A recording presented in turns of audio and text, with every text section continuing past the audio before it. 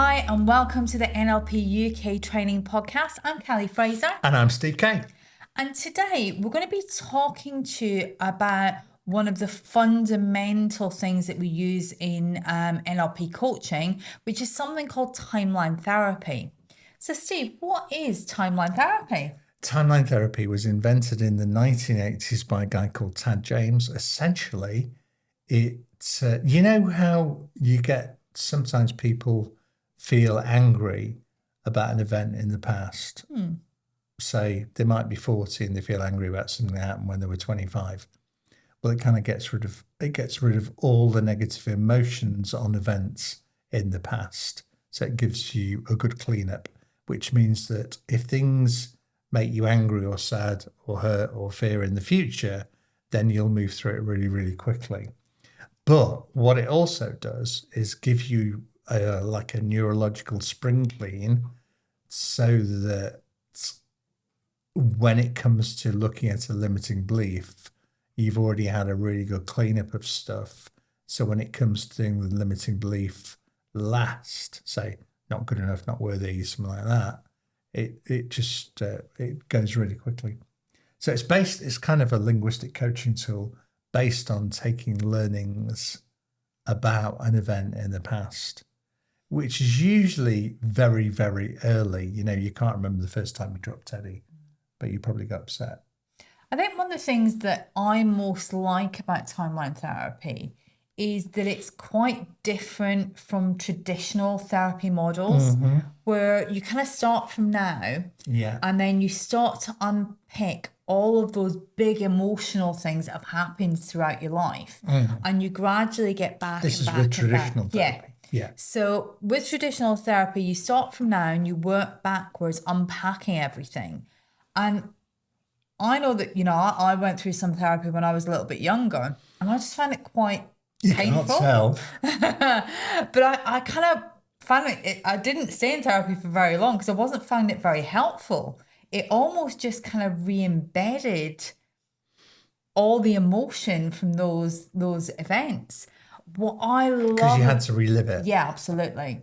Right. What I love about timeline therapy is that we work at an unconscious level. So you don't have to relive all the crap that you've been through, that's been hurtful or made you angry or made you sad. Yeah. We're working at such a deep unconscious level that we kind of bypass all of that. So they don't describe the events and what's happening. They we just don't need say, to know. You just ask them what they're learning from it that will help them in the future. Absolutely. That's personal and positive about your future.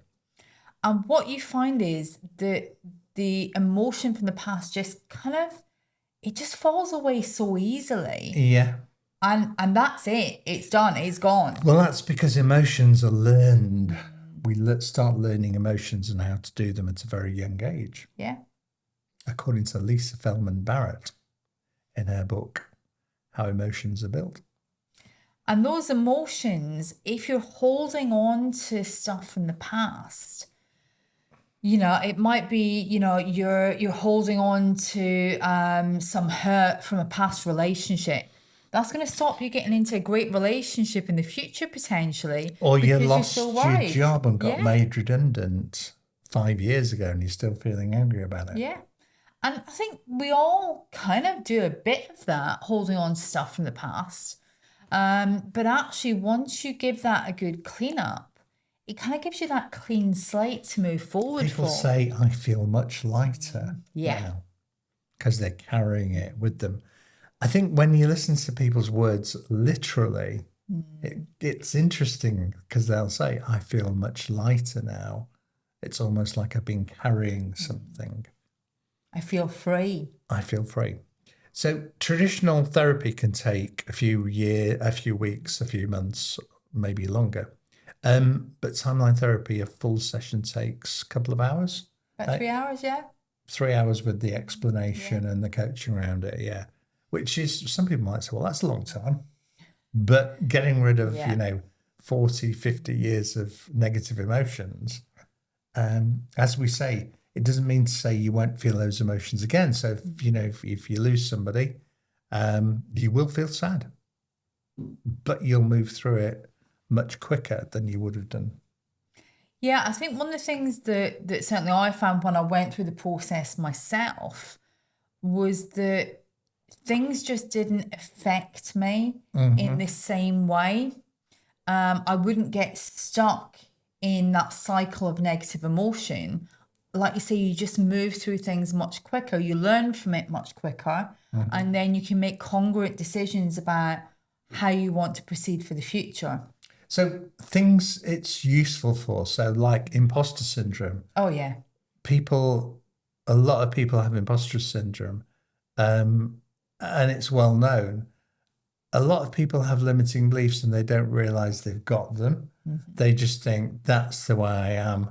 I don't think I could ever be a director. That's not me. But usually they're very unconscious, low-level limiting beliefs. And you can see a pattern in their behaviors or the actions they take that are caused by a limiting belief. Whereas some people do know they have got them. Imposter syndrome is quite widely recognized now, isn't it? Which is a good thing. And a lot of people get limiting beliefs from childhood because comparisons are made against their older siblings to encourage them. Look at your sister, how well she's done in maths. You should be working harder than that. You only got 9 out of 10, darling. We get a lot of people on our courses who've had that. And it's all been done for the best intentions by parents, but it leaves them with this like kind of not good enough feeling. And I think, a lot of people that come for coaching, they don't know they have a limiting belief. They don't know that's what's underneath it, but they just feel a bit stuck. Yeah. They're not moving forward in the way that they want to move forward. Yeah. So, if that might be, resonating with you, and you can recognize that you might be a little bit stuck or you're not getting what you want from life.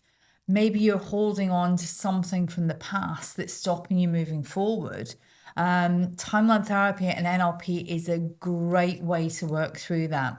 So you can find a lot more information about our programs and about coaching with us on our website, nlpuktraining.com, or please feel free to get in touch with us. We'll see you next time on our next podcast. Cheers for now.